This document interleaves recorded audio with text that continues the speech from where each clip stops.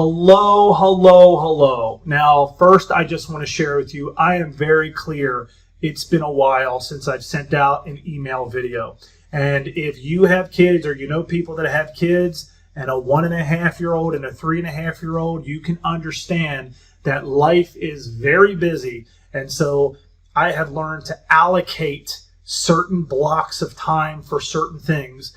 And here we are.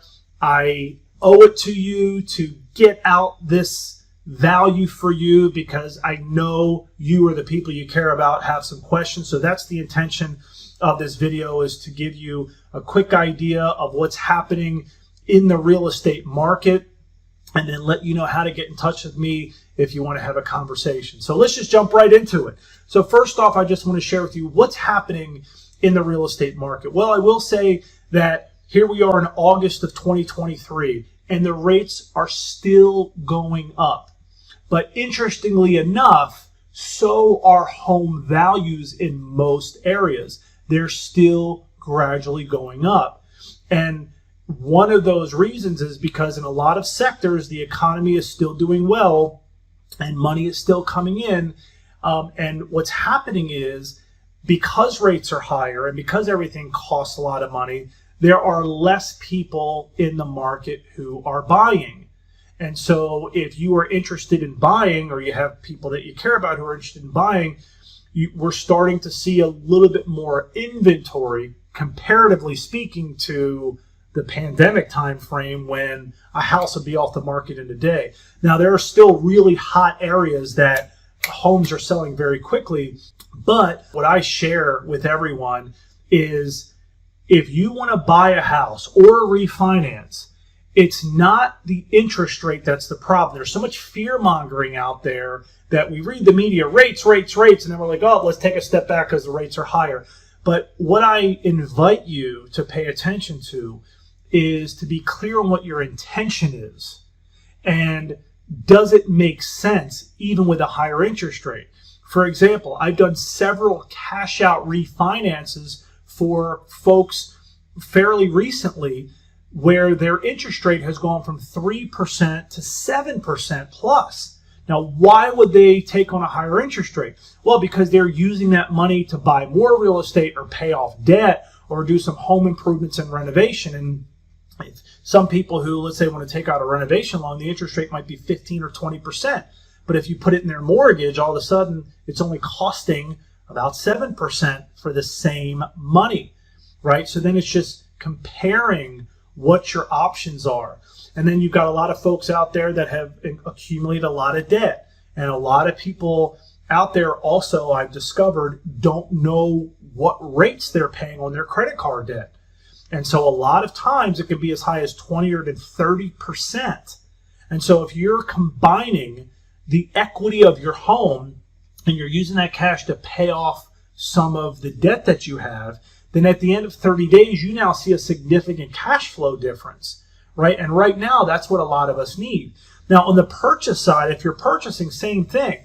What I always like to do is go in reverse. It's okay, if you're purchasing something, let's put rate to the side for a second. Let's put taxes and insurance to the side for a second. Let's focus on your budget, right? What is your maximum monthly budget that you're willing to pay on a monthly basis? And then how much cash do you have allocated to use? And then let's see what that'll get you if you want to go shopping and buy something. And in some cases, it's not going to get you what you want, and at least now you know.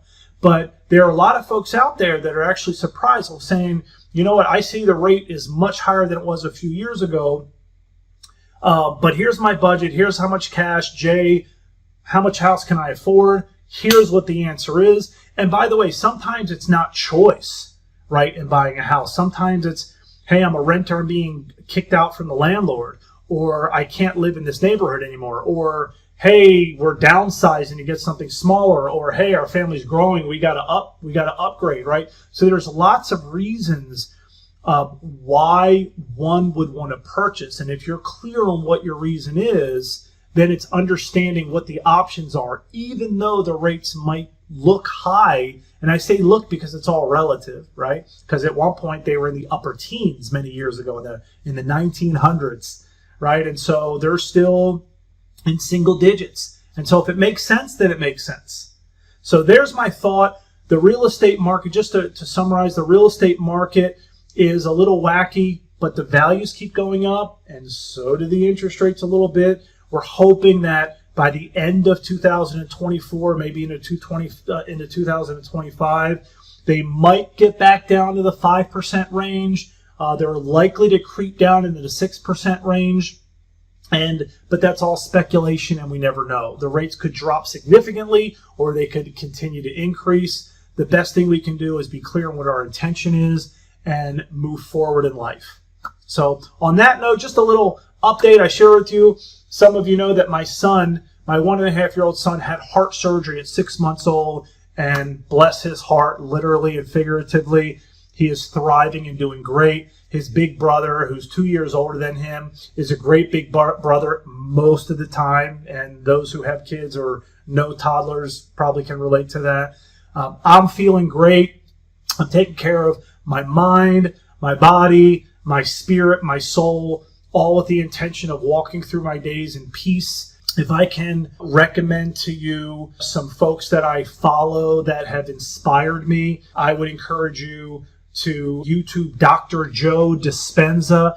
He's a neuroscientist, and he talks about logically abundance and manifesting. Sadhguru, S-A-D, I think it's S-A-H-D-G-U-R-U,